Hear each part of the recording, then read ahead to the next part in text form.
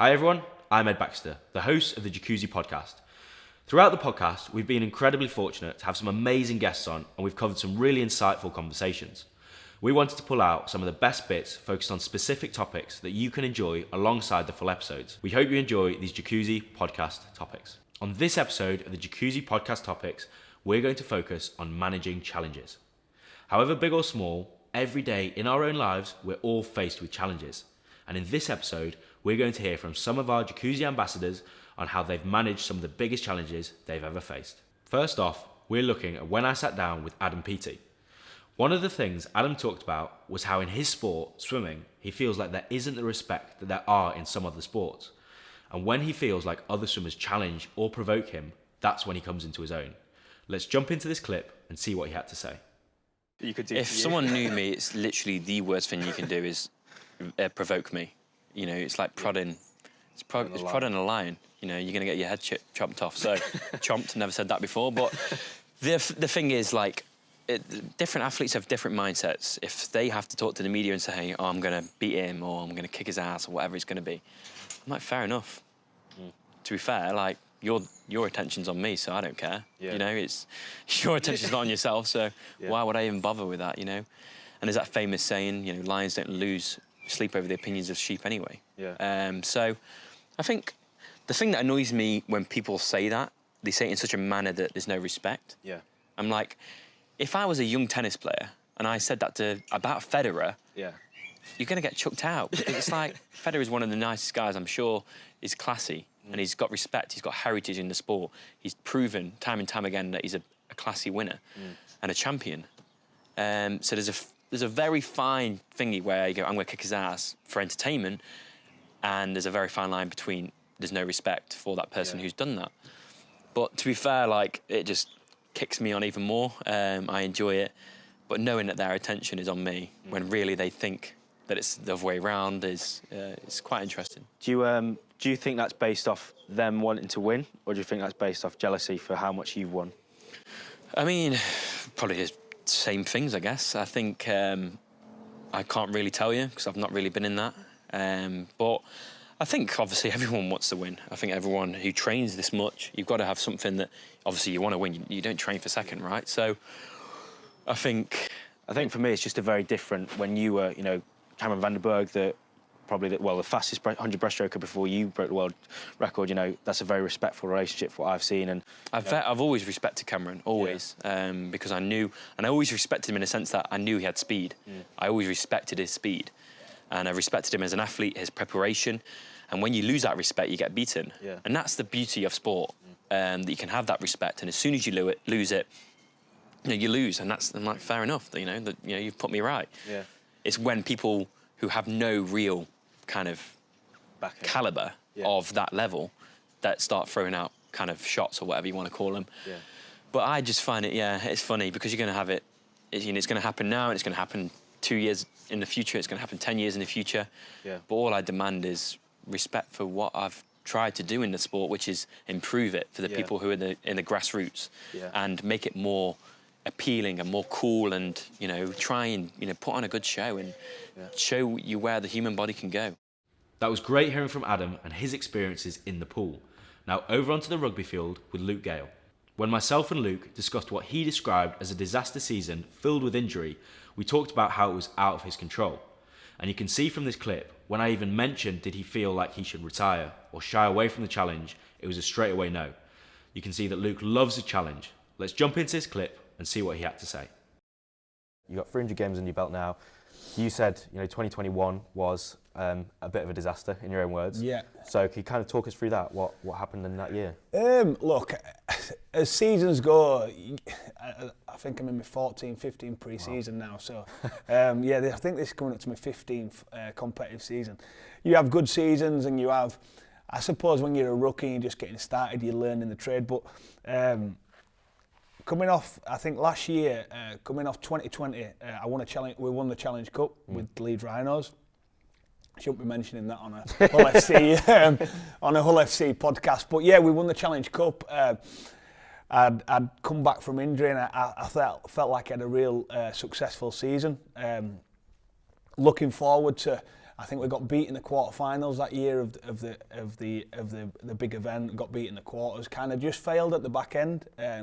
So 2021 was a massive season, and I think the first day of pre-season, we do a 1 rep max. First day coming back, and 1 rep max, and tore my pec clean off. Yeah, wow. So that's how the season started, and it kind of didn't get any better, you know. Come back pretty early, struggled for form. The club itself had many injuries and a couple of little niggling issues through the year, and then I think kind of 7 games left of the season, I did my PCL, grade 3 tear. So not PCL, MCL. Sorry, yeah. MCL. Which kind of summed up the year, to be honest. Real tough year. But I suppose in sport we have them. I've had a couple of bad injuries, and I think it's how you come back from them that's important. And as I say, new challenge now at Hull FC, and put them behind me, and the body feels great, and looking forward to the new challenge ahead. So we'll get on to talking about Hull in a minute, but through that phase of when it was really challenging, and you, as you mentioned, you had a couple of injuries, was there ever a point where you thought, you know, I've had a really successful career, it's probably not for me anymore, or did that never cross your mind? Never, no, never. Injuries are part and parcel of our game, and it's a tough sport. I've been lucky. I've played a lot of games, but it's never kind of on your mind until I think you know when your body's kind of had enough. But I think the injury, the hard thing, I think they could have been avoided. Why do I need to be doing 130 kilos on a 1 rep max? So, and I suppose that the hard thing for me, and this is what I've had to look, I want to go in that gym and be the best, be the strongest, and maybe go on the pitch and win the fitness test. Yeah.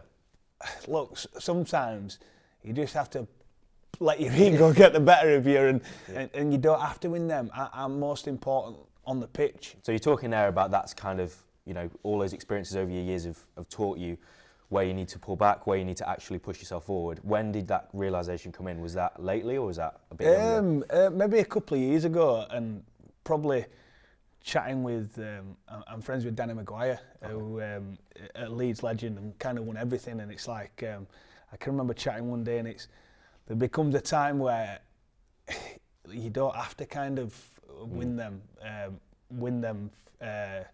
fitness tests, or you don't have to be the strongest in the gym. You have to be on the pitch, and it's hard for my mindset because anything I do, I want to win. I don't let my kids win. If we go swimming, or if we do anything, I'm one of them. I just want to win at everything, and that's been a real tough thing for me to process, you know. And even still out there to look, I know I'm probably, I think I come 3rd or 2nd in the fitness test this year, and I'm half thinking I still wanted to win that one, but we do like a 12-minute run, and a couple of younger boys got me, so I let them have that one. But it's something that I've had to learn as I've got older, and kind of adapted, you know. Yeah, and you're talking there about how kind of everything you do, you're trying to win at, you know, from the smallest things to not even letting your kids win things. So like the world-class standards, because clearly the career you've held such a high standard through the training and the performances you've done. Does that convert into everything you do in life? So do you have really high standards for everything? Because like some athletes are complete high standards for everything, or their sport is the best and then everything else is absolutely down there. No, look, you should probably ask my wife, because my wife she would have given you a great answer. But look, anything that I have a motto, anything that I do in life, you'd want to do the best at. Yeah. And that's even something as simple as doing something at home, you know. And if you're going to do it properly. Yeah. And that'd be my motto in any walk of life. Just do it properly, you know. And that, I suppose, you take that into your life away from rugby league as well. So I think the partner would be best answering that one. Not great at doing the dishes. No, to be fair, that's she would say not great at doing the dishes and doing my own washing. Yeah. So Quick one. If you're enjoying listening to the Jacuzzi podcast topics, but want to find out more about the wellbeing products that Jacuzzi develop, or the products that our guests have themselves, you can check everything out at jacuzzi.com. Now, back to the episode. That was great hearing from Luke. Now over to a different rugby pitch with Elliot D. When I spoke to Elliot, he told me he wasn't the most genetically gifted or talented player on the rugby field. But every challenge that's ever been in his way, he's always attacked it. Every time he steps out onto the pitch, he knows he's ready to perform. Let's jump into this clip and see what he had to say. I wouldn't say I'm better than anyone, but I think a big thing with me is I'm not probably the most naturally gifted person. Genes wise, I'm probably not the biggest, fastest, strongest, most talented, but what I like to pride myself on is that I'll always work hard. Whenever I talk to sort of aspiring rugby players or kids, or whenever I do sort of public speaking, I always say that hard work will beat talent, hands down. You can have a bit of talent, but if you're not committed and willing to stay out there longer than anyone else, or put the hours in, then it's never gonna you're never gonna progress on. And you don't have to have any sort of talent. You can just work so hard that there's no stone unturned, and when you have to perform, then you know you've done the work, and it's just there, it just comes naturally.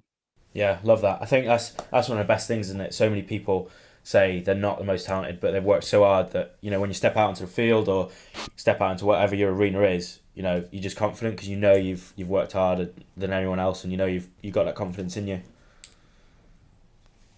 So, you know, we've talked a lot about, you know, how passionate you are about your sport and how hard you pride yourself on working. You know, Rugby World Cup last year, that must have been a pretty special experience. Yeah, it was a great experience, and not just being out there in the World Cup. It was probably the 4 months of camps and work before, and even the tour to Argentina, where we took a young squad the year before to sort of blood youngsters and give experience, me being one of those youngsters. And it was just a totally amazing experience being away in different culture out in Japan. It's a crazy place, but the people are absolutely amazing. Never been anywhere where we've had so much support. I remember it was this time last year. I remember being in Katakushi, and this small Japanese children speaking Welsh to us and singing Welsh songs, and we went out to train, and I think there was 15,000 school kids there singing the Welsh national anthem. It was mind blowing, to be honest. How sort of that's crazy committed they were to support us. You just I couldn't. That was pretty special. Yeah, that's really cool. Did you find anything really challenging about that environment? You know, whether it's food or the humidity or anything like that. Was there anything that was really challenging? I think we prepped as much as we could. We did 2 weeks in an altitude camp in Switzerland, where we would sleep at sort of, I can't remember the exact meters, but we had to go up in a gondola. It took 10 minutes in a gondola, dangling for thousands and thousands of meters to get up to our accommodation. So we were sleeping at altitude and then training low to sort of ready ourselves for that change. And then we did another training camp in Turkey. I think it was up in the 40s degrees training. So getting used to sort of humidity and heat, and that was tough. No, I like to try everything, really. I love the food out in Japan and love the people, love the place. Probably one of the strangest things I found was when family came out to visit. I found that really tough, and I know people must think, guys, that's crazy. You've been away for so long, all you want to do is see your family. And of course that's what I did. But I found once I was in a bubble, and once I was found your rhythm. Yeah, I had a rhythm. I found it tough to, when family was out, tough to sort of be able to swap back and forth to that bubble and switch off and have family time. Like, obviously my family has flown halfway across the world. I want to spend as much time with them as possible, but got a job to do. I found it tough to sort of switch on and off, going back and forth like that. And that was probably one of the toughest things for me, really. Yeah, for sure. It's so many athletes have that kind of split personality almost, don't you? Where you have the person you are with your home, at home with your family, and then you've got the person who's, you know, that competitor, that warrior out on the field. Yeah. And that's something I've probably through lockdown been trying to work on. Just being able to compete in the day job and then come home and not just be Elliot the rugby player, but just be the normal person who likes to enjoy family time and have a laugh and go out and do normal things as well. That was great hearing from Elliot. Now from those 2 rugby fields, back to the swimming pool with Jessica-Jane Applegate. Social media is a public place, and people can say whatever they like, both good and bad. Although Jessica does sometimes get negative comments, and they can be very challenging, she can also see the funny side of this, as people don't see the full picture. Let's jump into this clip and see what she has to say. Basically, we had like some crazy weather, and the tub was like fully snowed on. It was like good 10 metres of snow on the top of the lid, and I just thought it would be really funny. It wasn't even for TikTok at the time, just to go out there in my wellies and just be like a bit of a numpty. Be like, oh, I'm swimming in the snow, get me. And I put it together not thinking at all about what was going to happen, because none of my TikToks had many views at all. And I just put it together, and I basically just wrote on there, this is how much I want to get to Tokyo. I'm training in the snow in -2. Bloody blah. And then people just started arguing on it in the comments section. I think because people are arguing, every comment boosts the post. Yeah, the engagement. So they were saying -2 isn't cold, you should try swimming in Canada, it's -52. And then I was like, that's not really the idea of it, but... And then it was like, you shouldn't be in the Paralympics, you've got all your arms and legs, there's nothing wrong with you. And then there was just, it's not cold. Inappropriate comments. And then just like, they were talking about like the jacuzzi and like, why is she swimming on the spot? She's not going anywhere. What's she going to achieve with just swimming on the spot? People not really getting it. And then they were like, how is she just not moving? Like, what is she doing? Why is she just floating in the swimming pool? Okay. So you just mentioned there around you getting a little bit of, I guess, hate comments. So social media, do you find that to be a benefit as an athlete, or do you find that to have a little bit of a negative effect sometimes? I feel like now, like obviously I won in 2012, but I feel like now if you want any sponsorship deals or anything, you've got to be an influencer. And you've got to have the followers and you've got to have social media presence. If not, they're not interested. Whereas it's not like the days of Gary Lineker getting sponsored by Walkers and stuff like that. It's not. People are not really interested in that anymore. They want the influencers to promote their products and they want good content. And so I feel like if you want to be part of that, you have to be present on social media and you have to be rigid in what you post and what you can and can't post, and make sure you don't upset anyone. Do you get a lot of hate comments or? Yeah, quite a lot.